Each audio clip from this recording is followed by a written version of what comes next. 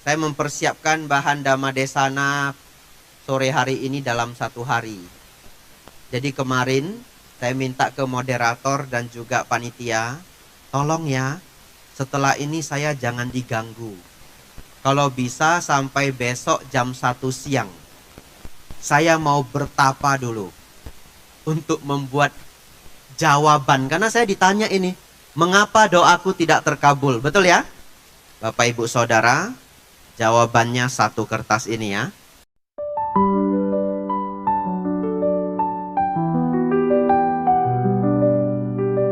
Bapak Ibu tunggu ya. Ini ada 3 sesi Bapak Ibu. Sudah saya bagi rapi-rapi. 30 menit, 30 menit, 30 menit. Pas 90 menit ya. Semoga setelah Bapak Ibu dapat rahasia dari kertas ini, pulang semua doa Bapak Ibu terkabul ya. Iya. Karena saya berpikir ya, pertanyaan pertama, mengapa doaku tidak terkabul? Kalau sudah dijawab pun, manfaatnya belum sempurna. Jadi saya tambah membuat pertanyaan, mengapa doaku terkabul? Begitu ya? Betul ya? Karena semua yang hadir di sini ini bukan hanya ingin tahu mengapa doaku tidak terkabul, tapi ingin pulang membuat doa-doa yang terkabul. Bapak Ibu Saudara,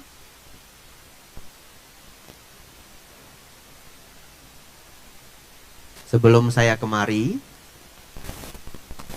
saya melakukan perjalanan 11 hari ke India. Saya tepat baru pulang ke tanah air tanggal 11 Desember. Ya, bahkan sampai hari ini capeknya masih terasa Bapak Ibu. Di India Bapak Ibu, perjalanan begitu melelahkan. Namun ada beberapa hal yang menjadi catatan.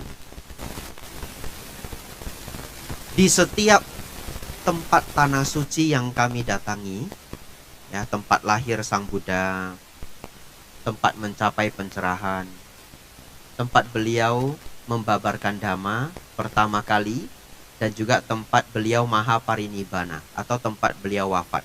Sebagai informasi saja Bapak Ibu, saat ini di India umat Buddha itu hanya 0,7%. Dan itu angkanya persis sama dengan di Indonesia. Statistik di Indonesia umat Buddha itu 0,74%, lebih kurang begitu. Ya, naik turun 0,01% mungkin. Sang Buddha lahir di Nepal. Saat ini negara Nepal, dulu namanya Jambudipa. Di Nepal saya cek umat Buddha lebih banyak, 8,4%. Bapak Ibu Saudara, keadaan yang kami temui adalah di setiap tempat suci yang kami datangi itu banyak pengemis. Pengemisnya itu bahkan banyak yang anak-anak. Jadi kalau Bapak Ibu ke India, ingin berdana kepada para pengemis itu harus pakai strategi. Iya. Kalau Bapak Ibu memberi ketika Bapak Ibu belum tiba di bus, maka Bapak Ibu akan dikerumuni. Bapak Ibu akan sulit sekali mencapai bus. Ya. Tetapi Bapak Ibu ketika berjalan itu Bapak Ibu diikuti banyak sekali anak-anak dan mereka akan memelas. Maharani, Maharaja, Rupe, katanya begitu ya. Ya, Maharani, Maharaja, Rupe. Kalau saya dipanggil Baba. Ya, Baba itu panggilan untuk orang suci di India. Baba atau Guruji. Jadi selama 10 hari di sana ya, perjalanan yang ke-11 hari itu perjalanan pulang. Selama 10 hari itu saya hafal. Setiap ketemu anak-anak, Guruji, Guruji, Rupe, Guruji, saya sampai hafal ya. Nah, Bapak Ibu Saudara, ketika saya di Thailand, dulu saya belajar di Thailand hampir 4 tahun. Seperti yang tadi sudah Bapak baca, saya ikut seorang guru, beliau sudah sepuh, umurnya sudah lebih dari 75 ya. Beliau dulu belajar di India selama 4 tahun, mengambil S2. Tapi saat ini beliau sudah pulang ke Thailand. Beliau warga negara Thailand. Beliau pernah cerita ke saya pengalaman beliau di India. Ini kita tidak cerita semua hal mengenai negara India, tapi hanya sedikit pengalamannya. Dan nanti ada hubungannya dengan tema kita. Jadi guru saya, Bapak Ibu Saudara, ketika beliau berada di India, kalau beliau lapar, di kereta api itu beliau hanya berani makan buah. Karena buah itu adalah yang paling aman ya, masih terlindungi oleh kulit. Tapi kalau jajanan-jajanan pasar itu beliau agak khawatir. Jadi beliau itu selalu mencari pisang atau jeruk. Satu ketika, guru saya sedang memegang pisang satu sisir. Datanglah seorang anak kecil. Dia lihat anak kecil ini, dia kasihan. Jadi dia tanya, boy, come here. Do you want banana? Tanya begitu ya. Kamu mau pisang? Anak itu jawab mau. Lalu guru saya itu kopek pisangnya itu satu sisir, diambil 2 biji. Diberikan ke anak itu. Bapak Ibu tahu apa yang terjadi? Anak itu dengan sigap dan cepat mau merebut pisang satu sisir tadi. Iya, luar biasa ya. Ini pisang mau dikasih 2 biji, tangan kanan sudah begini, yang mau diambil pisang yang sebelah kiri. Saya 4 tahun di Thailand, Bapak Ibu, guru saya menceritakan cerita ini mungkin lebih dari 10 kali dalam bahasa Thai. Hai song luk yak dai wi, sampai saya hafal Bapak Ibu. Dikasih 2 biji, maunya satu sisir. Ya, hai song luk yak dai wi, hafal ya Bapak Ibu ya. Biar tahu bagaimana kerasnya saya berjuang ya. Bahasa Thailand itu susah sekali Bapak Ibu. Bapak Ibu Saudara, kemarin saya di border dari India menuju Nepal. Ada seorang umat, dia bawa kantong plastik penuh. Dan di dalam kantong plastik itu ada snack. Makanan India, kerupuk. Satu bungkusnya 5 rupiah. 5 rupiah, 1 rupiah itu 200 perak. Bapak Ibu kali sendiri ya. Lalu karena plastiknya itu transparan, di dalamnya itu ada kerupuk 1 renteng. Tiba-tiba datang anak kecil, kecil sekali anaknya. Ya, mungkin cuma setinggi ini. Manggil umat tersebut. Umat tersebut perempuan. Pakai bahasa Hindi. Kami tidak ngerti, tapi dia tunjuk-tunjuk kerupuknya, dia tunjuk-tunjuk kerupuknya. Jadi ibunya bingung ini. Ada apa? Ada apa? What do you want? What do you want? Anak itu nggak bisa bahasa Inggris, dia tunjuk-tunjuk. Lalu saya bilang sama ibu itu, dia mau kerupuk Bu, ya udah kasih aja, kasihan. Saya bilang begitu ya. Dikeluarkanlah kerupuk itu 1 renteng. Mungkin 1 renteng itu 7 atau 8. Ibu itu ngoyak 2. Dikasih ke anak itu. Dengan kecepatan tinggi Bapak Ibu. Tangannya mau ambil yang 1 renteng. Saya terkejut. Ehipasiko Bapak Ibu. Datang dan lihatlah. Saya dengar cerita itu bertahun-tahun. Hai song luk yak dai wi. Dikasih 2 biji, maunya 1 sisir. Ini saya lihat dengan mata kepala saya sendiri. Dikasih 2 bungkus, maunya 1 renteng. Itu pengalaman saya Bapak Ibu. Nanti saya bahas apa hubungannya dengan tema kita. Perjalanan saya yang paling berkesan Bapak Ibu adalah malam hari kita menelusuri Sungai Gangga. Sungai Gangga itu sungai besar ya. Sungai paling besar di India dan dianggap suci di sana. Lalu karena gelap, kemudian di sepanjang samping Sungai Gangga, di sepanjang river banks, yaitu pinggiran sungai, itu kuil banyak sekali. Kuil banyak sekali Bapak Ibu. Jadi di India, banyak orang sembahyang kepada para dewa dalam tradisi India, dan dewanya itu berbagai macam rupa. Dan di pinggiran sungai itulah semua kuil-kuil dewa itu dibangun dengan sangat bagus. Bagus sekali. Lalu dengan kapal kita telusuri. Sampai di pertengahan kita melihat live Bapak Ibu. Jangan terkejut ya. Live pembakaran mayat. Jadi di sana ada pembakaran mayat, dibakar dengan kayu-kayu. Lalu tur kami itu sekitar 40 orang. Banyak ibu-ibu melihat, wah luar biasa itu, begini begitu. Lalu saya duduk di kapal. Saya ngomong sama umat di sebelah saya, anak muda. Saya bilang begini, tahu tidak? Kalau saya kasih satu informasi, ibu-ibu itu pasti semuanya langsung diam. Apa Bante? Apa Bante? Itu kan pembakaran mayat ya? Iya Bante. Lah asapnya pergi kemana? Asapnya pergi ke tempat kita, betul tidak? Nah itu asapnya berisi apa Bapak Ibu? Lalu mereka tertawa. Bapak Ibu Saudara, apa hubungannya saya cerita ini ya? Pertanyaannya adalah, begitu banyak orang susah di sana. Bahkan kami dikejar-kejar oleh pengemis-pengemis.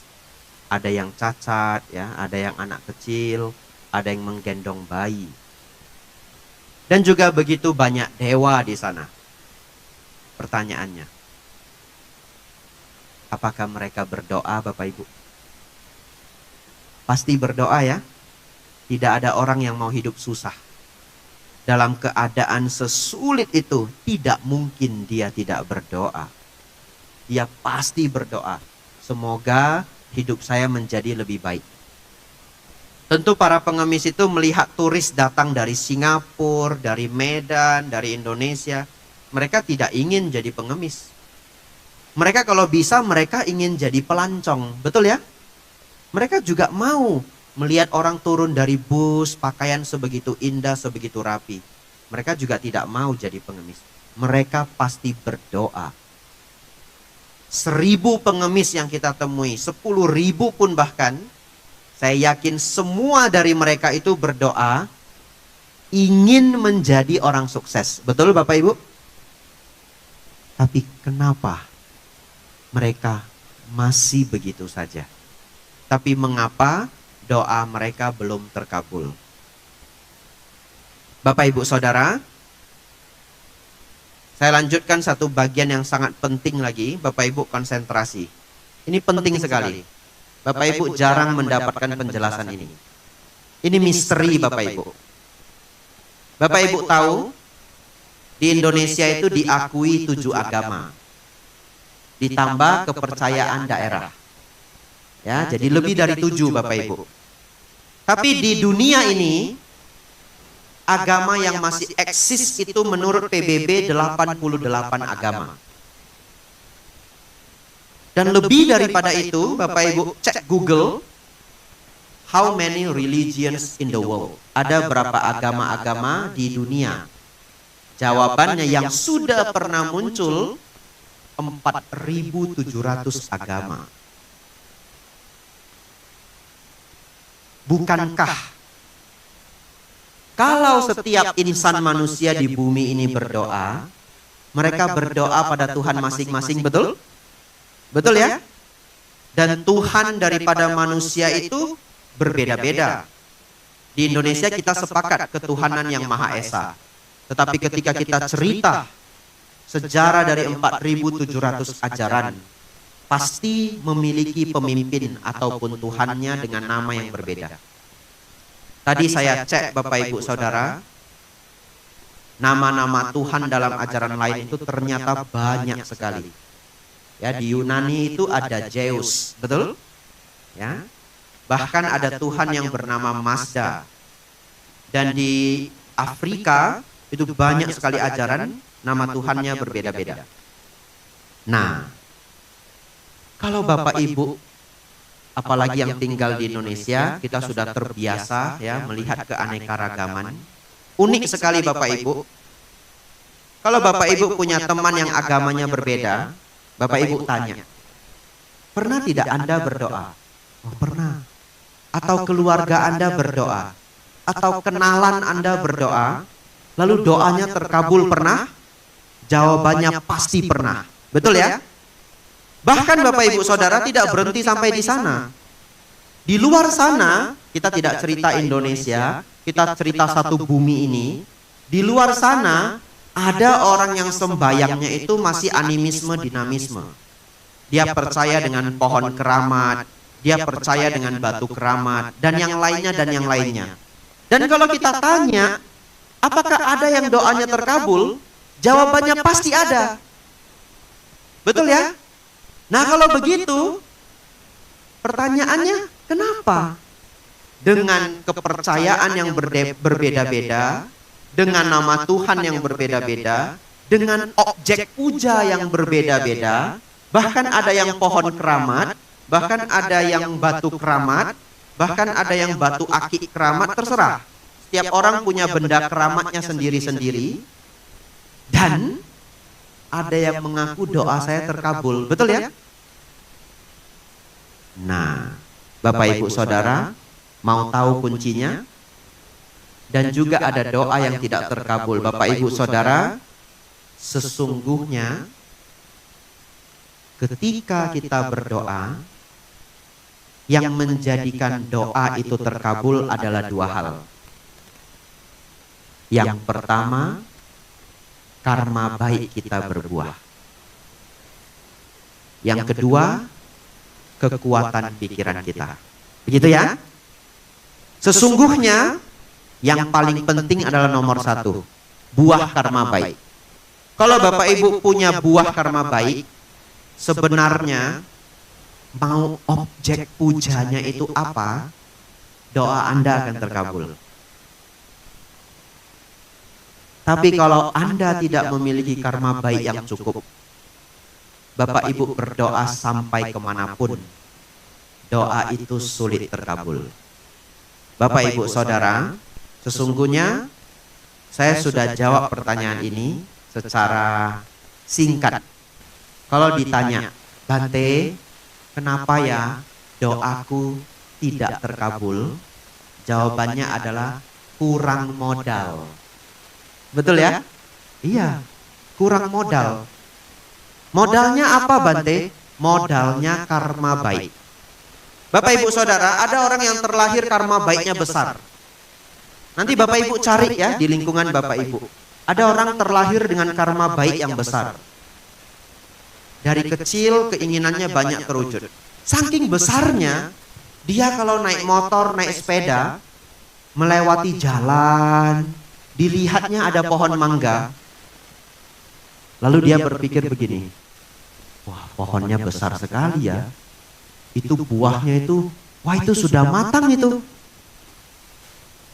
Jadi kepengen. Begitu ngomong jadi kepengen, buah mangganya jatuh Bapak Ibu. Itulah kalau orang karma baiknya besar. Cari Bapak Ibu. Lingkungan Bapak Ibu pasti ada yang pernah mengalami. Ada Bapak Ibu yang pernah mengalami? Saya lihat dulu siapa yang ngangguk ya. Ini susah juga ini nyari 500 orang ya. Kalau ada yang mengangguk, nah itulah salah satu contoh karma baik besar. Tapi Bapak Ibu jangan coba di ruangan ini ya.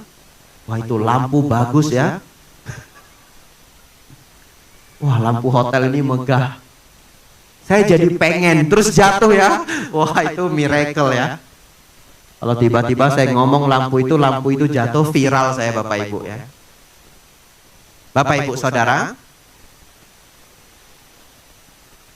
kurangnya karma baik membuat doa sulit terkabul.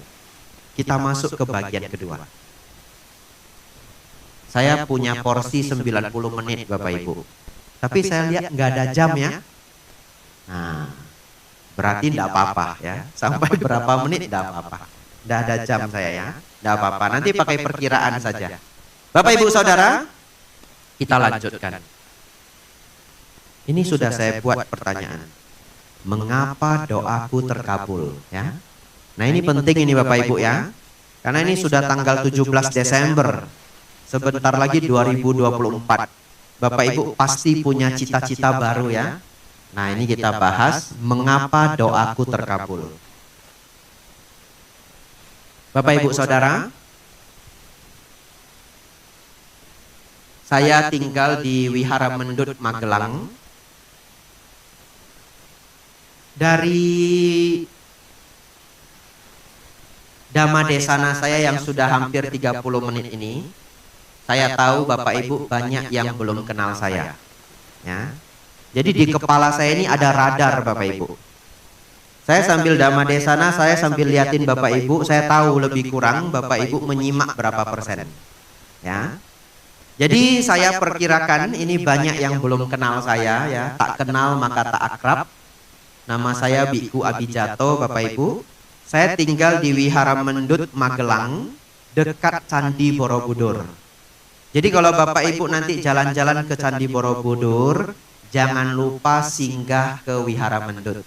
Ya, silakan tanya ada Biku Abijato enggak. Saya jarang di wihara karena saya pembinaan, memberikan ceramah, memberikan khotbah. Tapi kalau Bapak Ibu pas saya di sana, ya kita bisa jumpa. Bapak Ibu Saudara, wiharanya bagus sekali, 1,5 hektar, ya, tepat di depan Candi Mendut, masuknya gratis ya. Nah, saya tinggal dengan guru saya, Bante Panyawaro.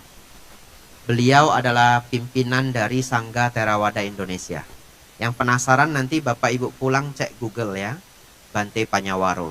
Tapi saya yakin di sini banyak yang sudah kenal. Satu ketika, Bapak Ibu Saudara, saya diceritakan langsung oleh beliau. Ya, ini cerita yang langka. Saya diceritakan langsung oleh beliau. Sebagai kepala wihara, sudah menjadi tugas kami para biku, terutama kepala wihara, setiap hari itu ngecek wihara. Jadi beliau itu adalah kepala wihara yang sangat rajin. Setiap pagi, selesai makan pagi, kadang sebelum makan pagi, beliau itu muter. Beliau cek pintu sudah dibuka atau belum ya, tempat mana yang ada sampahnya. Sampahnya beliau kutip sendiri. Beliau sangat luar biasa, selalu mengajar dengan memberi contoh. Lalu lampu beliau cek satu-satu ya, tidak boleh ada yang putus. Satu ketika beliau kedapatan gorden di ruang tamu itu rusak. Dan Bapak Ibu tahu, para biku di wihara itu hidup kami itu sangat lembut. Buka pintu pun hampir tidak ada suara. Tutup pintu hampir tidak ada suara. Bagaimana Bante tutup pintu hampir tidak ada suara? Bapak Ibu nanti latihan ya. Gagangnya itu dimiringin dulu. Masukin pelan-pelan. Nah lalu ditutup. Bapak Ibu terutama ini kan pemuda-pemudi ya. Ini acara yang dilangsungkan pemuda-pemudi. Nah pemuda-pemudi di belakang hafal ya. Bagaimana menutup pintu tanpa suara? Untuk apa Bante? Kalau nanti Anda datang ke rumah mertua, nah ingatlah, buka tutup pintu lebih baik tidak ada suara ya. Nanti mertua, calon mertuanya kagum. Wah ini anak sopan sekali, betul? Karena kalau Anda tidak latihan, gedebuk gitu ya. Nah kalau dia sakit jantung kumat Bapak Ibu. Latihan dulu, bagaimana tutup pintu tidak ada suaranya. Saya di Wihara Mendut, kami berjuang sesenyak mungkin. Jadi tutup pintu pun pelan-pelan. Jadi para biku itu hidupnya sangat lembut. Oleh karena itu, gorden itu mungkin umurnya sudah lebih dari 10 tahun. Tapi hari itu rusak. Dan saat itu, Bante Panyawaro berpikir demikian. Ah ini gordennya rusak. Dalam hati ya, tidak cerita ke siapapun Bapak Ibu. Nanti biar beberapa hari lagi saya berangkat ke Yogyakarta ngambil gorden yang baru. Kami para biku tidak boleh belanja sendiri ya, tradisi kami. Biku punya banyak macam tradisi ya, tradisi yang saya ikuti tidak boleh belanja sendiri. Ada yang boleh belanja sendiri. Bapak Ibu tidak perlu heran. Biarlah setiap biku memilih praktik yang mereka mau. Ya, saya ikut yang mana saya tidak boleh belanja sendiri. Kalau saya mau belanja harus diikuti umat satu orang. Namanya kapia. Nah, jadi beliau berpikir nanti beberapa hari lagi akan dengan kapia berangkat ke Jogja. Dari Magelang ke Jogja itu lebih kurang 1 jam lebih sedikit. Untuk mengambil gorden. Hanya ngomong dalam hati Bapak Ibu. Bahkan tidak berdoa. Hanya ngomong dalam hati. 3 hari berikutnya Bapak Ibu, datang seorang wanita tidak dikenal benar-benar tidak dikenal. Tiba-tiba datang minta izin berdana. Dan Bapak Ibu tahu, ibu itu berdana kain gorden. Bapak Ibu mungkin tidak tahu kalau itu sangat aneh luar biasa. Saya 9 tahun sudah memakai jubah Bapak Ibu. 9 tahun jadi pabajita tidak pernah dapat gorden. Ya. Nanti Bapak Ibu boleh survei. Setiap biku yang Bapak Ibu ketemu tanyai, Bante pernah dapat gorden? Pasti tidak ada yang menjawab pernah. Karena kalau umat berdana ke kami, biasanya itu kalau pagi makanan, betul ya? Kalau sudah lewat jam 12 saya puasa. Mungkin Bapak Ibu tidak tahu, saya hanya boleh makan dari jam 7 pagi sampai jam 12 siang. Boleh makan 2 kali, jam 7 sekali, jam 11 sekali. Akhir-akhir ini saya hanya makan sekali. Jadi hanya makan kalau tidak jam 11 siang, jam 7 pagi. Setelah itu stop ya. Kenapa Bante hanya makan sekali? Bante sadar diri ya. Diri saya sudah besar ini ya. Saya makan hanya sekali ya. Biar sehat Bapak Ibu. Jadi mungkin tahun depan saya datang lagi sudah six pack ya. Bapak Ibu Saudara, 9 tahun saya berjubah. Tidak pernah saya dapat gorden. Palingan dapat apa Bante? Dupa. Handuk. Begitu ya? Handuk, dupa, bunga, perlengkapan harian, obat-obatan. Kalau yang aneh ada. Saya pernah dapat sisir. Ya. Apa yang mau disisir ya? Ya tapi ya sudahlah, umat itu dengan kebaikan ya, dia berdana, dia pikir ya Bante butuh sisir ya. Bapak Ibu Saudara, itulah salah satu contoh, kalau seseorang punya karma baik yang sangat besar. 45 tahun yang lalu, di Indonesia ini banyak orang yang menjadi umat Buddha, tapi tidak belajar ajaran Sang Buddha. Karena gurunya tidak ada. Atau hampir tidak ada. Kalau ada pasti ada, tapi sedikit sekali. Ya, jadi 45 tahun yang lalu datanglah para biku dari Sri Lanka, Bante Narada, para biku dari Thailand ya, Somdet Sanggaraja yang sebelumnya. Beliau sebagai Dhamma Duta datang ke Indonesia mengajar Dhamma. Setelah itu lahirlah beberapa biku-biku awal. Bante Jinadhamo, Bante Sukemo, Bante Panyawaro, Bapak Ibu ada yang kenal, mungkin ada yang tidak kenal juga. Dan beliau itu bekerja sangat keras mengajarkan Dhamma ke seluruh penjuru Nusantara.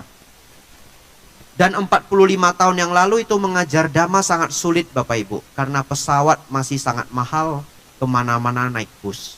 Itu karma baiknya luar biasa besar Bapak Ibu. Sehingga para beliau-beliau itu, ini sebagai cerita, ini sebagai bukti betapa kuatnya pikiran beliau, betapa besar karma baik beliau. Hanya berpikir saja barang itu muncul Bapak Ibu. Walaupun barang itu disampaikan oleh orang. Bapak Ibu Saudara, inilah rahasia agar setelah ini doa Bapak Ibu menjadi kuat. Yang pertama, karma baik lampau. Tapi karma baik lampau sudah tidak bisa kita otak-atik, betul ya? Ada orang terlahir dengan karma baik lampau yang besar sekali. Apapun yang dia minta terkabul. Siapa Bapak Ibu? Ada orang terlahir dengan karma baik sangat besar sekali. Apapun yang dia minta terkabul. Anak konglomerat yang bapak ibunya tidak pelit. Nah itu. Betul ya? Lah kalau pelit kan nggak dikasih juga. Betul ya? Anak konglomerat yang bapak ibunya tidak pelit. Dia begitu lahir saja Bapak Ibu, apapun yang dia minta hampir semuanya terkabul. Ya, kecuali yang tidak bermanfaat. Nah, itu adalah buah karma baik lampau. Pa, mau ramen, langsung ramen muncul Bapak Ibu. Betul ya? Walaupun harus nunggu. Mau kopi, kopi muncul. Mau donat, donat muncul. Bante, kenapa contohnya ramen, kopi, dan donat? Sponsor yang tadi ya. Nah, Bapak Ibu Saudara, manusia zaman sekarang itu tidak kalah dengan dewa. Kalau karma baiknya besar, karma baik lampau, tidak kalah dengan dewa. Bapak Ibu rindu apa? Coto Makassar. Klik. Tek, tek. Nunggu 30 menit datang, betul? Nah itu sudah mirip alam surga ya. Hanya delay. Betul ya? Kalau alam surga tingkat 5, tingkat 6, itu ada pelajarannya namanya 31 alam kehidupan. Nanti Bapak Ibu cari di YouTube ya. Temanya bukan itu hari ini. 31 alam kehidupan, dewa tingkat 5, dewa tingkat 6, mikir apa aja muncul. Instan, tring. Bapak Ibu sudah mirip dewa. Ya. Tapi wifi-nya macet ya. Delay. Maunya palu basah. Tring, 40 menit ya. Nunggu diantar Pak Grab, betul? Iya, Pak Grab, Pak Gojek. Harus nunggu 40 menit, paling lama 1 jam. Ya sudah mirip dewa. Kalau ada modalnya, betul? Nah, modalnya apa? Kalau di kehidupan sehari-hari modalnya uang. Tapi uang itu sebenarnya apa? Uang itu pun adalah buah karma baik, betul? Hanya berbentuk kertas. Tapi sebenarnya itu adalah usaha Bapak Ibu di kehidupan lampau atau di waktu yang lampau. Bapak Ibu Saudara, kama artinya hukum sebab akibat. Ini fokus ya, karena bagian ini penting. Kama artinya hukum sebab akibat. Setiap hal ada sebab dan akibatnya. Kalau Bapak Ibu hari ini di dompet Bapak Ibu ada uang, itu adalah akibat. Sebabnya apa? Sebabnya dulu Anda bekerja, betul? Dulu itu apakah sebulan yang lalu, setahun yang lalu, ada sebab maka ada akibatnya. Bapak Ibu mau belanja pakai uang. Uang itu adalah buah karma baik. Sebab-sebabnya Anda dulu bekerja. Sama seperti itu Bapak Ibu. Kalau Bapak Ibu berdoa, doa Anda akan terkabul kalau Anda punya karma baik. Karma baik itu seperti modalnya. Makanya tadi di awal saya bilang kenapa doaku tidak terkabul? Kurang modal. Ya. Yang pertama, karma baik lampau. Tapi itu sudah tidak bisa kita otak-atik. Maka yang kedua, karma baik saat ini. Ya. Karma baik saat ini adalah apapun yang Bapak Ibu lakukan agar sebab-sebab itu menjadi akibat. Nanti saya beri contoh. Yang ketiga, kekuatan pikiran. Dan yang keempat, bantuan para dewa. 4 ya Bapak Ibu ya.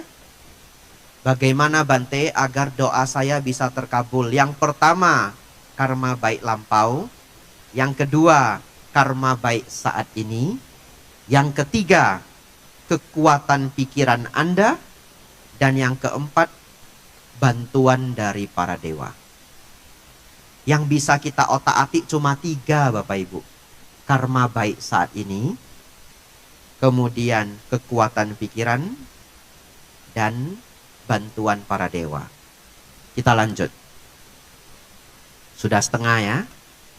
Sudah berapa menit Pak Miguel? Wah, baik. Bapak Ibu Saudara, ini unik sekali.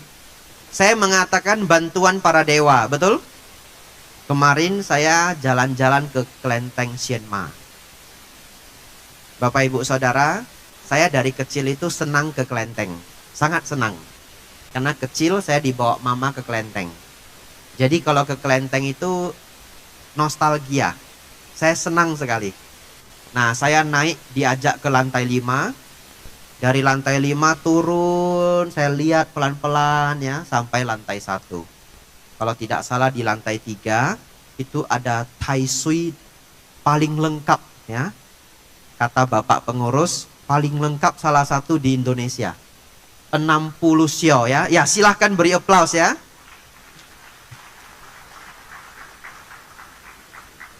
60 sio lengkap semua. 12 sio kali 5 putaran. Saya sio monyet Bapak Ibu. Ini belum pernah saya cerita dimanapun ya. Jadi kemarin saya keliling itu cari, mana ini yang dewanya sio monyet juga, begitu ya. Saya lihat ini bentuknya gimana, dan seru sekali. Ya, Bapak Ibu ingin tahu silahkan berkunjung ya, Jalan Sulawesi, betul ya Pak ya? Iya, Bapak Ibu Saudara, pertanyaan saya begini. Bagi Bapak Ibu yang pernah ke kelenteng, Bapak Ibu pasti berdoa kepada para dewa. Dulu saya kecil, remaja saya sudah SMA waktu itu. Saya pergi sembayang ke kelenteng Kuan Kong di kota Medan. Terkenal sekali ya. Kalau Ceit Cap Go ke sana pasti nangis Bapak Ibu. Kenapa nangis Bapak Ibu? Asap dupa ya. Nah, yang sudah menjawab tadi berarti kita senasib sepenanggungan ya. Punya pengalaman yang sama. Lalu di kelenteng itu misterius Bapak Ibu. Katanya ada yang orang yang berdoa cepat terkabul, ada yang orang berdoa tidak terkabul. Begitu ya. Lalu muncullah begitu banyak teori. Saya pernah nanya teman saya yang paling rajin sembayang. Kenapa ya? Ada orang sembayang kok terkabul? Ada orang sembayang kok tidak terkabul? Teman saya jawab apa? Urutannya salah katanya. Menarik juga jawabannya ya. Urutan sembayangnya salah. Oh begitu ya? Iya. Itu dewa kan banyak. Ya, dewanya mungkin ada 30 dewa. Kalau urutannya salah, doa sulit terkabul, kata teman saya. Lalu saya pikir begini. Karena teman saya papanya sangat sukses, salah satu orang kaya terkenal di kota Medan, saya tiru. Satu ketika saya ikut papanya sembayang. Pokoknya gimana urutan papanya saya ikut aja, begitu ya. Karena terbukti dia terkabul, tak ikuti Bapak Ibu Saudara ya. Oh sembayang ini dulu, sembayang ini dulu, sembayang ini dulu. Wah setelah semua selesai saya senang Bapak Ibu. Lalu tak tunggu-tunggu, kok belum terkabul ya? Kok belum terkabul? Bante doanya apa? Semoga tahun ini angpau saya 10 kali lipat, begitu ya. Tapi tidak terkabul juga ya. Bapak Ibu Saudara, satu hal tambahan. Kenapa ada orang yang dibantu oleh dewa? Ada orang yang tidak dibantu oleh dewa. Betul ya? Dewa itu juga memilih Bapak Ibu. Tidak semua orang dibantu. Ada seorang bibi sudah tua. Dia sembayang setiap hari di kelenteng itu. Dia sembayangnya lama sekali. Saya perhatikan sepertinya doanya belum terkabul juga. Ternyata Bapak Ibu Saudara, para dewa itu senang pada mereka yang banyak kebajikan. Jangankan dewa Bapak Ibu. Kalau hari ini Bapak Ibu mau membantu anak asuh, mau diberi beasiswa, anak ini kelas 6 SD, Bapak Ibu mau beri dia beasiswa, sampai S2 pun boleh. Bapak Ibu sanggup memberi beasiswa kepada 5 anak. Ada anak yang bandel sama ada anak yang baik. Bapak Ibu kasih yang mana? Yang baik ya, betul ya? Yang baik. Kenapa? Karena bagi kita, membantu dia itu sangat bermanfaat. Dia pasti menggunakan dengan sangat baik. Hidupnya akan berubah. Dan kalau dia menjadi sukses, juga membawa kepuasan. Bapak Ibu Saudara, ini rahasia kedua sore hari ini. Agar doa kita direspon oleh para dewa, kita perlu menjadi orang yang baik. Dalam Dhamma ada 4 hal yang disebut. Hafal Bapak Ibu ya. Minggu depan keluar ujian ya. Dana, sila, samadhi, panya. Dana, sila, samadhi, panya. Kalau Bapak Ibu memiliki 4 ini, maka bahkan para dewa senang membantu Anda. Begitu ya. Dana itu apa Bante? Berbuat baik. Dana itu artinya bukan uang. Ini bahasa Pali, bukan bahasa Indonesia. Dana artinya membantu. Bapak Ibu Saudara, membantu apa saja itu disebut dana. Apakah membantu secara materi, membantu memberi nasihat, memberi arahan, ya, memberi perhatian, mencarikan kerja, itu disebut berdana. Saat ini saya berdana Bapak Ibu, berdana dhamma, betul ya? Yang kedua, merawat sila. Sila itu hanya 5 yang paling dasar, tidak sulit, ya. Dalam Buddhis disebut Pancasila Buddhis. Tidak membunuh, tidak mengambil yang tidak diberikan, tidak selingkuh, tidak berkata-kata yang salah, tidak mabuk-mabukan. Tidak saya bahas banyak Bapak Ibu, ya, karena ini kalau dibahas banyak tidak tercapai waktu saya 90 menit. Tapi Bapak Ibu silakan belajar di kesempatan lain, disebut Pancasila Buddhis. Yang ketiga adalah samadhi Bapak Ibu. Samadhi itu ketenangan. Apa hubungannya ketenangan, Bante? Ya, kalau Anda tidak tenang, Anda juga sulit disukai oleh para dewa. Apa ciri orang tenang? Jarang marah. Begitu ya? Jadi Bapak Ibu Saudara pulang dari sini belajar ngurangin marah. Kalau dulu seminggu marahnya 4 kali, setelah ini pulang tinggal 2 kali. Begitu ya? Ya, bulan tua 4 kali ya boleh, gitu ya. Bapak Ibu Saudara, dari waktu ke waktu kemarahan kita kurangi, kita kurangi, kita kurangi. Kalau kita datang memberi, meminta doa atau meminta harapan kepada para dewa, dan mereka tahu kita orang yang penuh ketenangan, penuh cinta kasih, maka berkemungkinan lebih besar mereka akan membantu. Begitu ya, Bapak Ibu Saudara. Yang terakhir adalah panya. Panya artinya kebijaksanaan. Dan ini sudah Bapak Ibu praktekkan sore hari ini. Untuk mendapatkan panya, senang mendengarkan dhamma. Dan itu sudah Bapak Ibu lakukan sore hari ini. Dana, sila, samadhi, panya. Sebelum saya lanjut ke pelajaran berikutnya Bapak Ibu,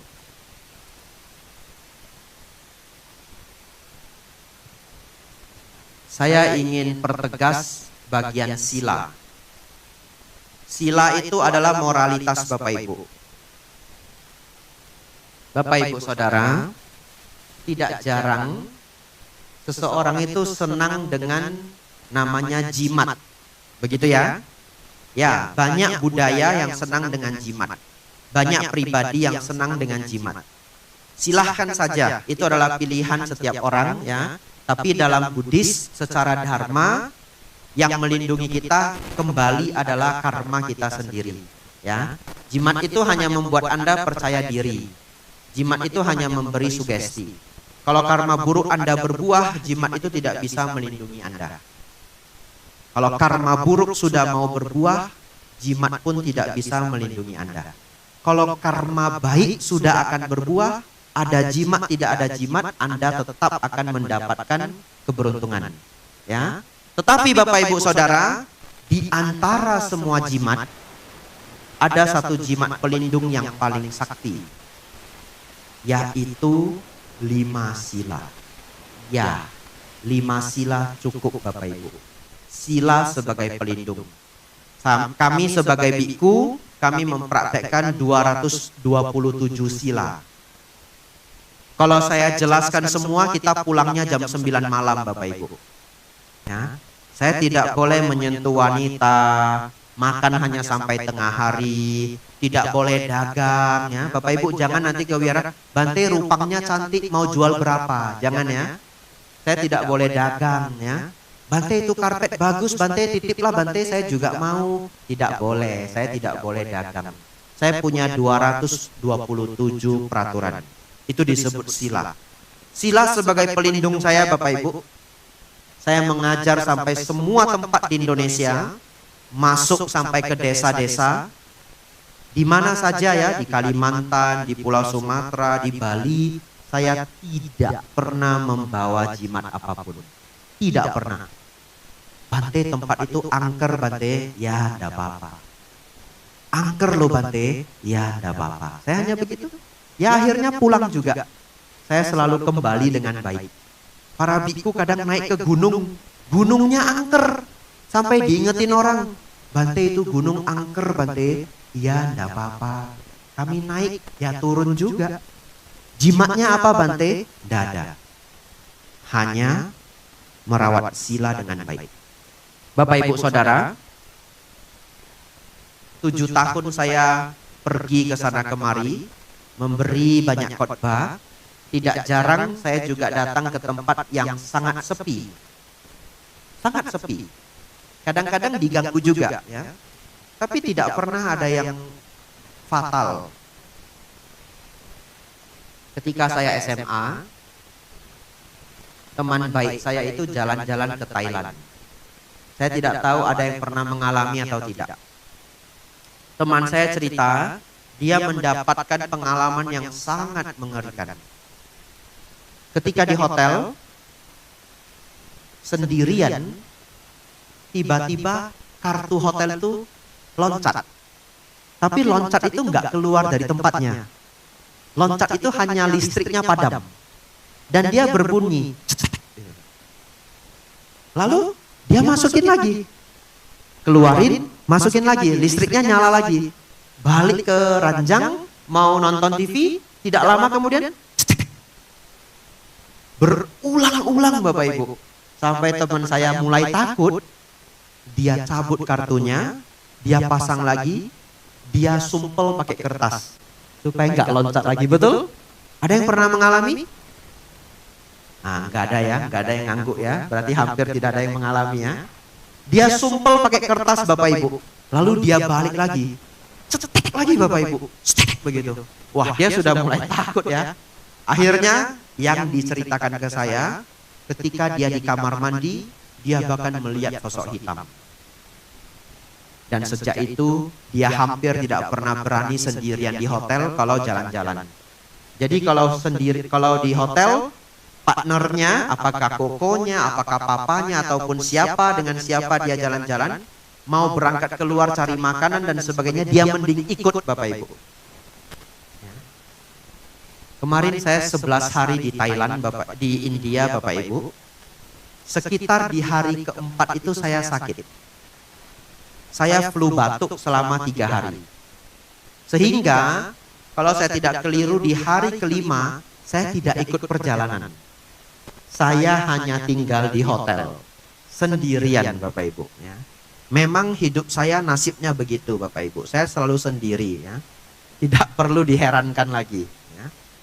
Lalu Bapak Ibu Saudara, dalam keadaan sakit, dalam keadaan flu, meriang, demam,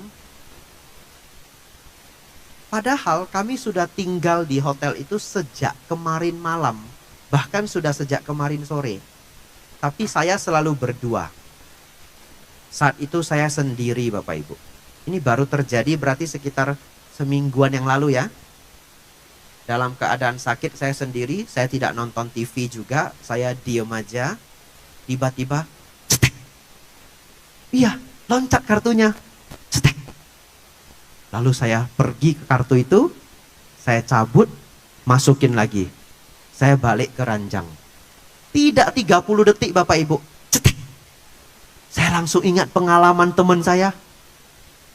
Oh, ini nih diganggu hantu hotel, begitu ya. Saya pengen tahu, ini beneran nggak bisa cetek-cetek berulang-ulang, begitu ya. Tapi beruntung tidak ada rasa takut sedikit pun. Tidak ada rasa takut. Saya pergi jalan lagi, masukin lagi. Cetek, loncat lagi Bapak Ibu. Sampai 6-7 kali. Kemudian saya pasrah. Listriknya nggak nyala juga, biarin dah. Cetek, loncat lagi. Lalu saya sudah lihat kiri kanan. Ini nanti muncul nggak ya makhluk hitam besar ya? Ini muncul nggak ya? Saya pengen tahu juga. Kalau makhluk itu ketemu biku bagaimana ya? Kan di India ada yang Buddhis juga. Jangan-jangan Namo Buddhaya Bante. Bisa jadi ya. Saya harus jawab juga Namo Buddhaya ya. Mungkin sambil gemetar sedikit ya enggak apa-apa ya. Bapak Ibu Saudara, tidak ada apapun yang terjadi. Di situ saya ingat apa yang diceritakan teman saya dan pengalaman saya. Benar, saya dilindungi oleh sila. Oleh karena itu tidak ada rasa takut Bapak Ibu. Ya, tidak ada rasa takut, cetek-cetek berulang-ulang saya juga tidak khawatir. Nah, kenapa? Karena dilindungi oleh sila. Bapak Ibu Saudara, saya berharap Bapak Ibu rawatlah 5 sila dengan baik. Ya, namanya Pancasila Buddhis. Kalau Bapak Ibu yang belum kenal, nanti cari pelajarannya di YouTube. Ya. Silakan cari nama Bante Utamo, T-nya 2. Atau Bante Panyawaro. Ceramah-ceramah beliau sangat banyak di online dan semuanya bagus-bagus. Kalau Bapak Ibu memiliki sila, tidak perlu takut dimanapun. Bapak Ibu Saudara, Bapak Ibu senang berbuat baik, Bapak Ibu rawat sila dengan baik, Bapak Ibu mengembangkan ketenangan, belajar ngurangin marah, ya. Bapak Ibu senang belajar dhamma, maka pelan-pelan Bapak Ibu mengumpulkan karma baik. Mengumpulkan karma baik, mengumpulkan karma baik. Ketika Bapak Ibu karma baik sudah banyak, tidak berbuat karma buruk baru, maka pelan-pelan doa Bapak Ibu akan menjadi sangat kuat. Dalam dhamma kita punya istilah yaitu adithana. Apa beda adithana dengan doa? Kalau Bapak Ibu perhatikan dari tadi, sesungguhnya kalau Bapak Ibu sadar, kalau Bapak Ibu punya karma baik yang besar, Bapak Ibu tidak perlu berdoa pada objek apapun. Objek itu hanya sebagai alat bantu untuk memusatkan pikiran. Begitu ya? Kalau Bapak Ibu karma baiknya besar, biasanya apa yang Bapak Ibu harapkan itu cepat sekali terkabul. Dan bahkan kalau Bapak Ibu dilihat oleh para dewa itu akan sangat senang membantu Anda. Mungkin bahkan kalau Anda tidak meminta. Ya. Mungkin bahkan kalau Anda tidak meminta, para dewa itu sudah paham sendiri apa yang Anda butuhkan. Kalau Anda punya jodoh, Anda punya karma baik besar, Anda akan dibantu. Semalam saya jalan ke kelenteng Sienma yang begitu bagus, 5 lantai. Dan banyak arca-arca dewa yang bagus-bagus. Dari lantai 5 sampai lantai 1, saya tidak meminta apapun. Di setiap lantai saya hanya membacakan doa. Semoga semua makhluk hidup berbahagia. Semoga para dewa berbahagia. Kalau saya ke kelenteng Bapak Ibu, saya itu punya kesenangan. Saya rasa senangnya apa? Inilah orang-orang baik, orang-orang luar biasa pada zamannya, yang bahkan sampai hari ini namanya masih dipuja. Betul? Ya, para dewa itu sebenarnya adalah cerminan kebajikan. Jadi kalau Bapak Ibu bertemu para dewa, saran saya coba bacalah riwayat hidup mereka. Hampir semua dewa yang dipuja oleh orang Tionghoa adalah orang yang sangat baik. Dewa Quan Kong itu terkenal sekali kesetiaannya. Dulu ketika belum menjadi biku, saya pernah jalan-jalan ke kelenteng Tao di Sichuan. Itu besarnya minta ampun ya, totalnya 3 atau 4 gunung di kota Chengdu. Nanti Bapak Ibu yang mau jalan-jalan dicatat ya, kota Chengdu itu ada kelenteng Tao yang besar sekali, dulu tempat raja sembayang.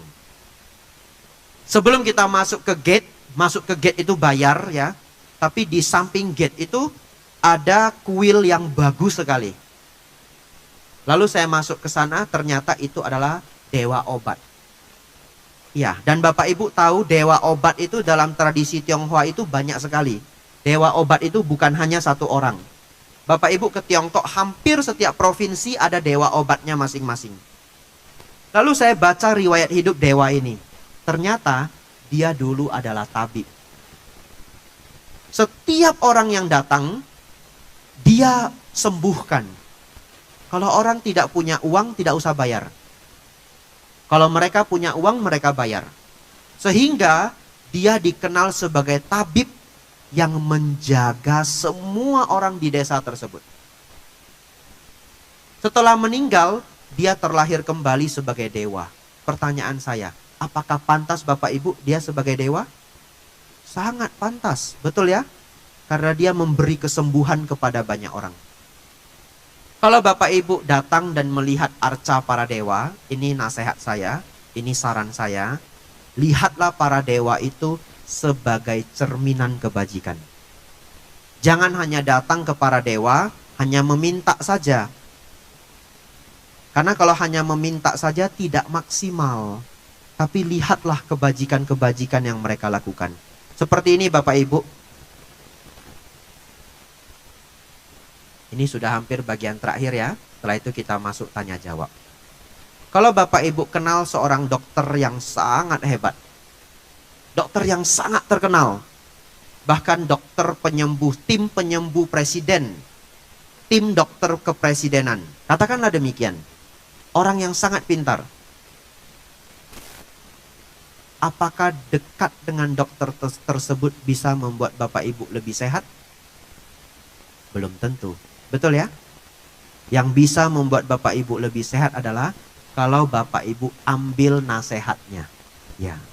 Bapak Ibu sekarang sudah berkesempatan ketemu dokter hebat. Bapak Ibu tanya, dokter, gimana ya biar saya bisa sehat? Oh, jangan makan banyak gula. Gula itu berbahaya bagi badan. Begitu ya? Iya. Selain gula dokter, nasi dikurangi. Roti juga. Makannya jangan terlalu banyak. Oh ya, makasih dokter. Lalu dokter, tagih lagi yang banyak. Tidur yang cukup. Jangan sering begadang. Nanti imun tubuh jadi rusak. Apalagi dokter, vitamin C jangan lupa. Semakin banyak Bapak Ibu tanya, Bapak Ibu semakin sehat. Kalau diamalkan. Begitu ya. Jadi Bapak Ibu Saudara, ketika Bapak Ibu bertemu dengan arca para dewa, saran saya, lihatlah para dewa sebagai cerminan kebajikan. Apalagi kalau Bapak Ibu tahu kisah-kisah mereka, jauh lebih bermanfaat. Dan kalau Bapak Ibu pun ingin berdoa, sebenarnya semua kembali pada karma baik Anda masing-masing. Bapak Ibu Saudara, Dana, Sila, Samadipanya. Menutup Dhamma Desana saya, kita masuk ke tanya jawab setelah ini. Ya, tidak ada jam dinding, jadi saya tidak tahu sudah berapa menit ya. Saya akan tutup dengan satu pertanyaan yang menarik.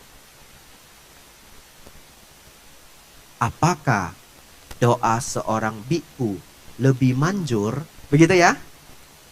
Pasti ada yang penasaran ya.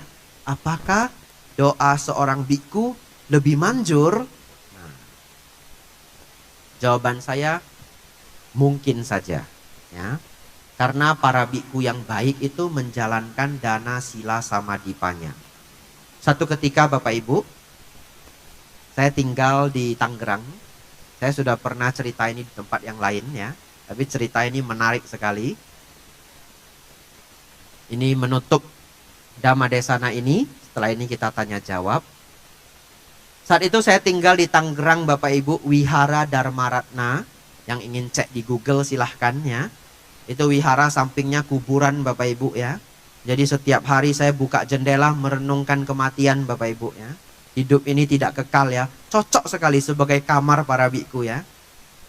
Bapak Ibu Saudara, saya rutin memberikan Dhamma Desana. Pergi karena di Tangerang itu banyak sekali wihara. Ada seorang umat Bapak Ibu, rajin sekali menjemput saya. Rajin sekali. Lalu setiap menjemput saya dia senang sekali. Lalu dia bilang begini, Bante, kalau Bante mau kemana-mana kasih saya yang jemput ya Bante ya. Ya Bante ya. Iya Pak, saya usahakan. Jangan usahakan Bante, dipastikan Bante saya yang jemput. Tapi Bapak ini baik. Dia jemput tidak pernah telat. Para biku dijaga dengan baik. Dan mobilnya wangi. Bersih sekali. Ya. Ya Bante ya, saya yang jemput ya. Iya Pak, boleh, saya jawab begitu. Hampir setiap Rabu, Kamis itu saya pergi memberi Dhamma Desana. Bapak ini yang jemput. Setelah dia jemput ya, tidak selalu dia juga ya. Kadang saya diantar oleh supir wihara. Kadang pihak yang mengundang datang sendiri. Tapi setelah 1-2 bulan Bapak Ibu, dia menjemput saya itu cukup sering. Sampai satu ketika, dia buka kartu Bapak Ibu. Buka rahasia. Saya sedang diantar menuju wihara tempat tujuan. Tiba-tiba dia bilang begini, Bante tahu tidak kenapa saya semangat sekali kalau jemput Bante? Enggak tahu Pak. Iya Bante, saya kalau ngantar Bante saya senang sekali. Karena Bante, sebenarnya saya itu dagangnya jual beli mobil Bante. Enggak tahu kenapa Bante, setiap saya jemput Bante, paling lama seminggu mobilnya itu laris Bante. Waduh, rupanya saya sekadar biku penglaris Bapak Ibu ya. Waduh, tapi enggak apa-apa ya, saya ya happy ya. Setelah itu benar Bapak Ibu, saya perhatikan, benar, setiap dia jemput saya, mobilnya ganti Bapak Ibu. Lalu dia bilang, Bante, saya terkenal Bante, kalau di tempat orang jual mobil, mereka panggil saya showroom kopi. Karena setiap mobil dia itu diberi aroma kopi. Dia senang sekali naruh kopi di mobil. Oh iya. Lalu dia sambil jemput saya. Ini sudah hari-hari yang selanjutnya. Satu ketika dia cerita, Bante, saya dapat Panther Bante. Ini dari Pekanbaru, kilometer bagus Bante. Iya Pak, semoga besok laris gitu ya. Saya sudah tahu apa yang dia inginkan ya. Tapi dia semangat Bapak Ibu. Lalu Bapak Ibu Saudara, satu ketika saya Dhamma Desana sudah selesai, 9:30 malam, saya dibawa pulang. Sampai di tengah perjalanan saya tidak diantar ke wihara Bapak Ibu. Tiba-tiba jalannya kok beda ini. Pak, kita kemana Pak? Oh ya Bante, maaf. Ke rumah saya dulu ya Bante. Oh boleh. Sekalian lewat kok Bante, enggak telat. Oh boleh. Datanglah saya ke rumahnya. Rupanya istrinya punya toko kelontong Bapak Ibu. Beras, Indomie, susu, gula. Besar sekali. Termasuk besar. Sudah dia siapkan cipratan air Bapak Ibu. Bante, tolong diciprat dulu ya. Ya boleh, saya baca parita, saya ciprat ya. Mungkin besok barang keluar semua ya Bapak Ibu ya. Bapak Ibu Saudara, apakah doa seorang biku lebih manjur? Ya sebenarnya setiap orang punya porsi yang sama. Hanya kami para biku punya kesempatan merawat dana, sila, samadhi dan panya lebih banyak daripada umat. Kenapa? Karena umat harus bekerja, betul ya? Saya tidak ada pekerjaan tetap. Saya begitu bangun ya tugas saya chanting, baca parita, baca buku suta, meditasi. Saya tidak ada pekerjaan tetap. Kalau ada Dhamma Desana, saya siapkan bahan. Sehingga praktek dana, sila, samadhi, panya itu menjadi begitu maksimal pada para biku. Tetapi Bapak Ibu Saudara, Bapak Ibu juga maksimalkanlah dana, sila, samadhi dan panya. Berbuat baik, menjaga moral, menjaga ketenangan dan kebijaksanaan. Doa Anda mudah-mudahan akan selalu terkabul. Sabe sata bawantu sukitata. Semoga semua makhluk hidup berbahagia. Sadu. Silahkan kita masuk ke sesi selanjutnya.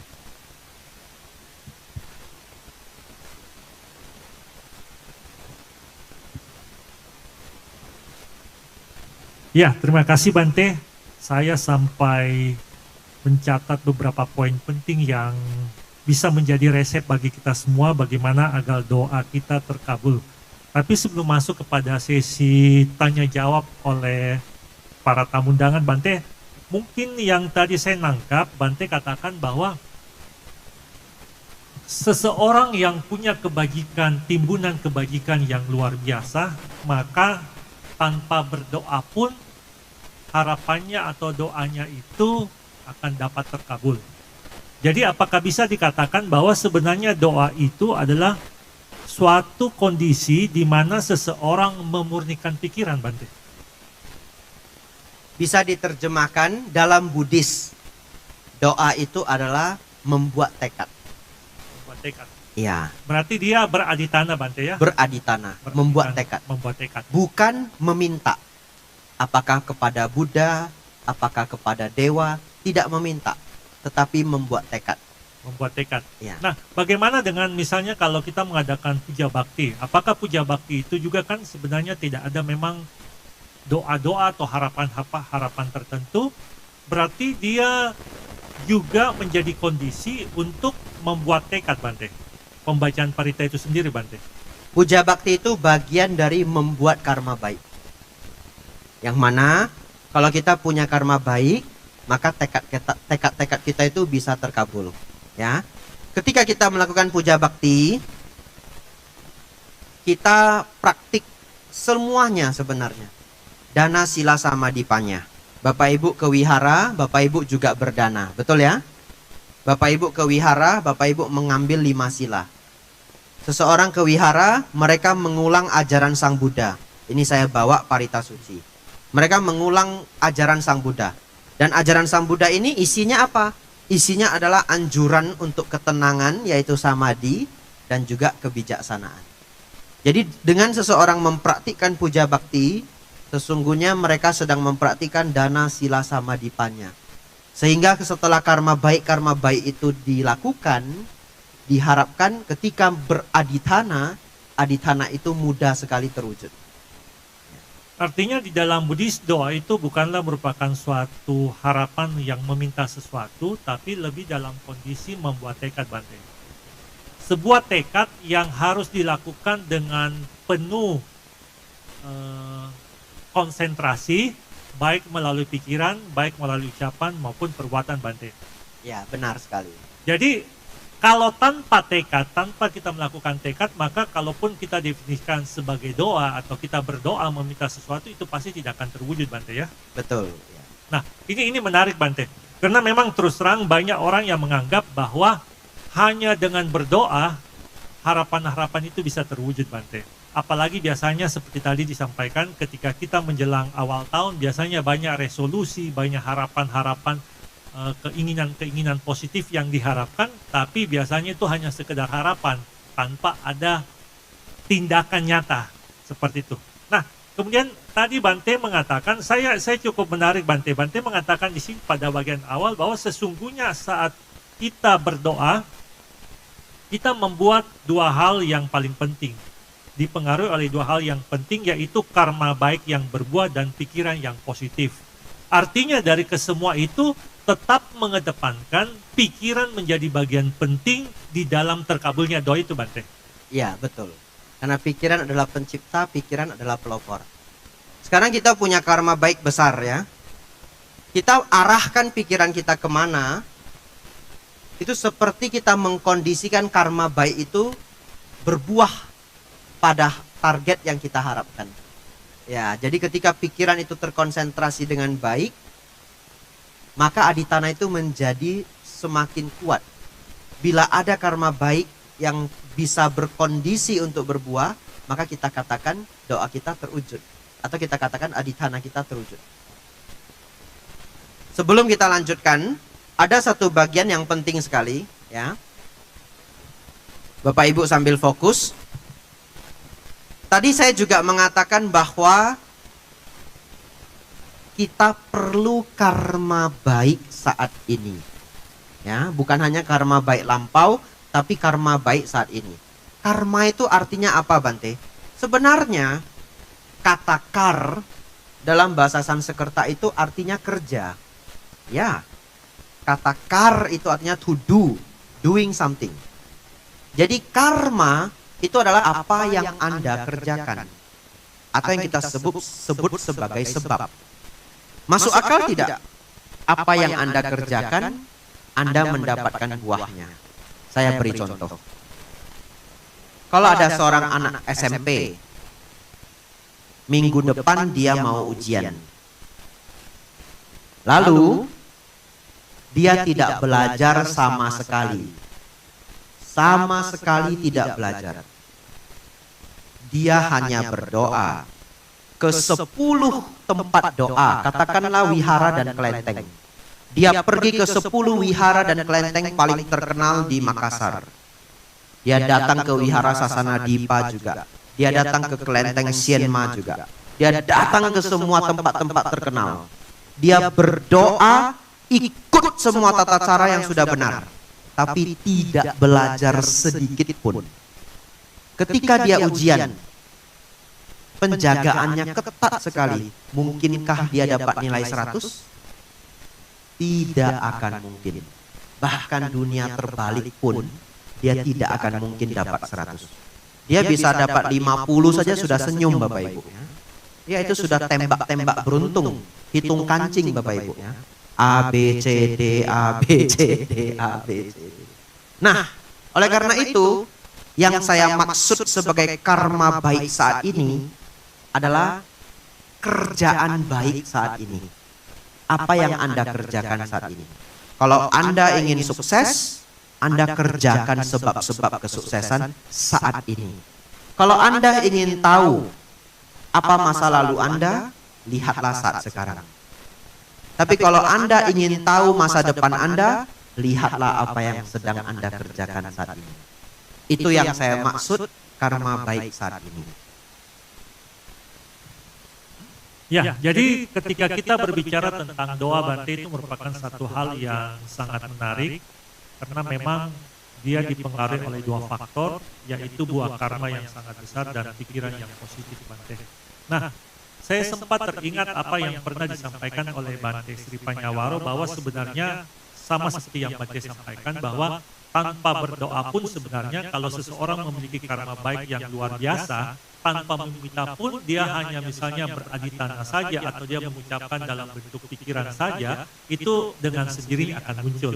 Nah, menarik seperti yang tadi Bante sampaikan tentang cerita Gorden itu Bante. Nah, mungkin yang ingin kami tanyakan juga Bante, bagaimana sebenarnya untuk bisa menjelaskan kepada anak-anak khususnya tentang konsep doa ini Bante. Karena terus terang ketika kita berada di kondisi masyarakat umum, doa itu adalah sesuatu yang dianggap sebagai permohonan atau permintaan atau mungkin permintaan maaf kalau kita melakukan kesalahan. Nah, bagaimana kita bisa menjelaskan kepada generasi muda kita khususnya atau anak-anak tentang bagaimana konsep doa menurut Buddhis itu Bante? Ya, bagus sekali ya. Untuk Bapak Ibu yang punya anak di rumah, bagaimana mengajarkan anak konsep aditana ataupun dharma yang baik. Saya minta Bapak Ibu ya, dan ini PR untuk Bapak Ibu semua kecuali saya. Karena saya tidak punya anak Bapak Ibu ya. Jadi ini PR Bapak Ibu.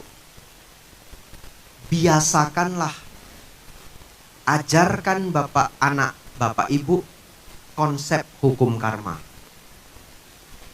Setiap hal ada sebab dan akibatnya. Kalau dia ingin sukses, kerjakan sebab-sebabnya. Kalau satu ketika Bapak Ibu punya anak, punya cucu, punya keponakan, pulang dia bawa kertas ujian nilainya 9. Nilainya 9,5. Bapak Ibu jangan hanya puji kalau dia pinter.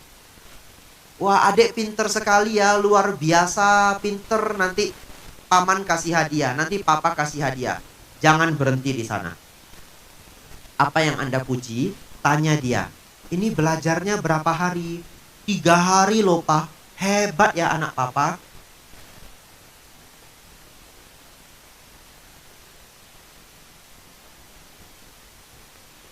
Baru kasih contoh anak papa keselak Bapak Ibu. Kan enggak punya anak gimana? Bapak Ibu Saudara, begitu keponakan, anak, cucu dia pulang dapat nilai bagus sekali. Tanya dia, belajarnya berapa lama? Seminggu. Hebat loh kamu bisa belajar seminggu. Hebat loh kamu sudah kerja keras seminggu. Betul Bapak Ibu? Apa yang dipuji? Kerja kerasnya. Yang dipuji itu adalah sifat rajin, usahanya.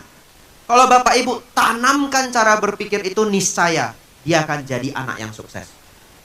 Kalau yang Anda puji hanya pinternya, satu ketika dia dapat nilai jelek, dia bisa down.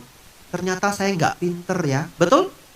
Tapi kalau yang Bapak Ibu puji itu adalah usahanya, satu ketika dia pulang nilainya jelek, dia tahu usaha saya kurang. Kalau saya belajar seminggu belum dapat, 2 minggu sebelum ujian, saya sudah harus belajar. Oleh karena itu, sebagai apa yang ditanyakan oleh Pak Miguel, apa yang harus diajarkan kepada para anak? Yang pertama adalah ajarkan para anak bahwa hidup itu adalah hukum sebab akibat. Kerjakan sebab-sebabnya, maka akan mendapatkan hasil. Yang kedua, ajarkan juga anak berbuat baik. Ajarkan berbuat baik, berdana, memberi sedikit uang ke orang yang membutuhkan, ya. Mungkin kalau dia ulang tahun, Bapak Ibu ajak ke panti asuhan, dana beras. Nah, lalu katakan begini, adik kalau senang berbuat baik, nanti kalau punya harapan, mudah terwujud. Kenapa? Karena sudah punya bekal karma baik.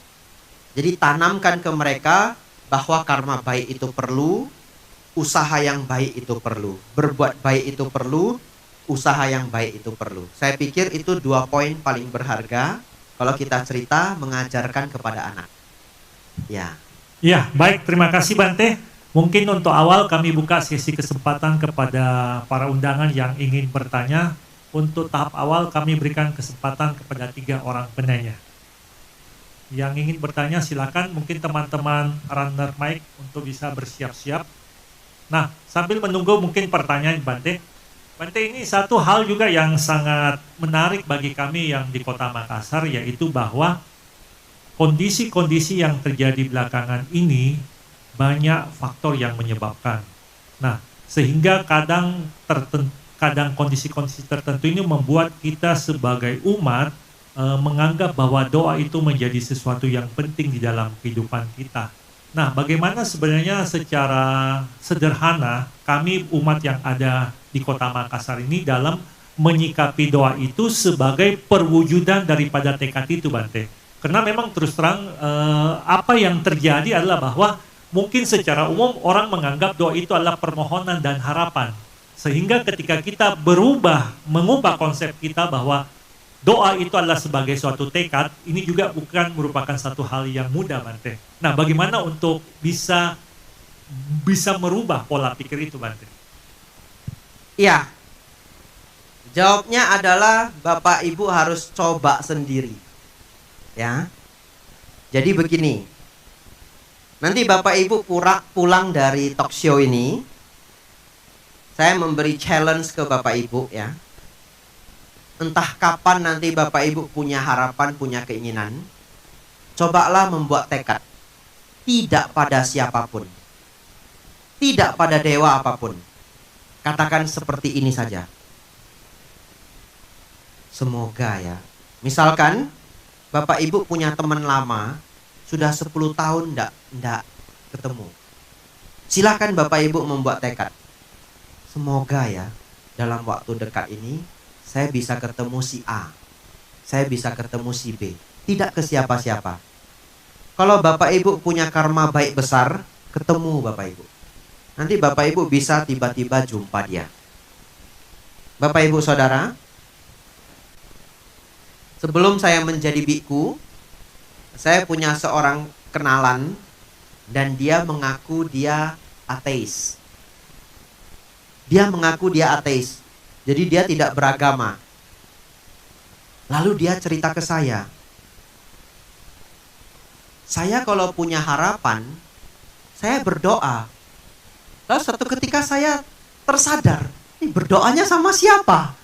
Betul, ya? Karena dia ngakunya ateis. Lalu saya tanya, Ko, bukannya dulu Koko bilang Koko ateis? Iya, saya ateis. Lalu berdoa sama siapa? Gak ada. Doa dengan diri sendiri. Terkabul katanya. Cukup sering terkabul. Di situ menjadi misteri Bapak Ibu bagi saya. Dan dulu saya tidak tahu jawabannya. Kenapa orang yang berdoa tidak ke siapa-siapa ini katanya terwujud juga? Jadi ada yang berdoa kepada sosok Tuhan yang dia yakini, doanya terkabul. Ada yang berdoa ke pohon, doa terkabul. Ada yang doa ke batu, doa terkabul. Ini lebih ekstrim lagi. Dia ateis. Doanya enggak ke siapa-siapa, terkabul. Setelah saya belajar Dhamma lebih mendalam, saya baru tahu jawaban untuk semua misteri ini. Ternyata bukan kepada siapa kita berdoa, tetapi apakah kita memiliki karma baik atau tidak. Ya. Oleh karena itu, agar Bapak Ibu yakin apa yang saya sampaikan sore hari ini, Bapak Ibu silahkanlah kalau satu ketika ingin punya harapan, membuat aditana. Membuat aditana. Semoga ini barang saya ini bisa terjual baik. Tidak ke siapa-siapa. Cukup begitu saja. Lalu Bapak Ibu lihat hasilnya. Nanti sudah terwujud Bapak Ibu lapor ke saya. Ya, itu menurut saya salah satu cara agar menjadi yakin. Karena ehipasiko, datang dan lihatlah. Bapak Ibu harus rasakan sendiri agar menjadi yakin. Ya, jadi memang butuh di dalam pengalaman sendiri Bante ya, untuk bisa melihat apakah memang tekad yang sudah kita aditana itu bisa berhasil karena memiliki karma baik yang luar biasa. Baik, para undangan, sudah ada yang ingin bertanya? Ya, silakan minta tolong dibantu.